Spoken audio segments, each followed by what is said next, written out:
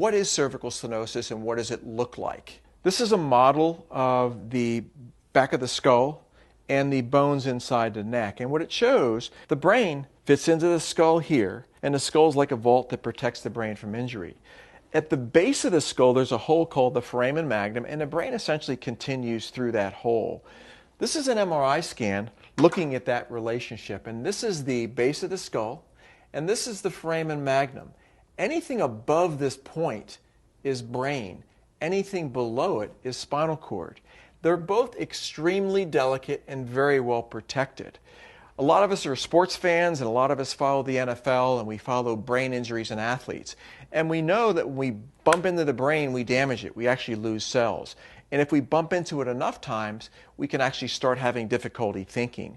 Well, if the brain gets bumped into and gets damaged, if we bump into the spinal cord, we can cause similar damage.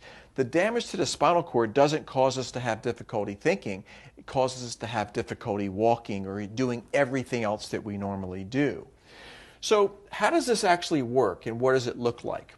Well, you can see there's a lot of space around the brain, and this white stuff is water called spinal fluid, and there's a big channel through which the spinal cord travels. And that cord is in a very well protected space. The spinal cord lives in a channel and the body moves around it. What happens as we get older, we develop arthritis. And arthritis causes joints to expand. If we look at our grandmother's knuckles, they're all larger than our knuckles. And each one of these discs and each one of these joints in the back of the spine can enlarge.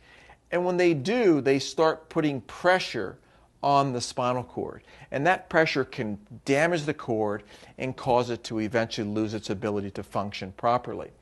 So if we look at what this actually looks like in a real picture, this is a normal cervical spine.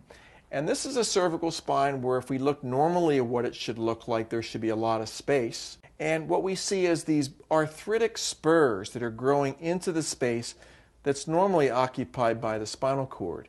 And instead of the cord having a lot of room around it, this spinal cord is severely compressed.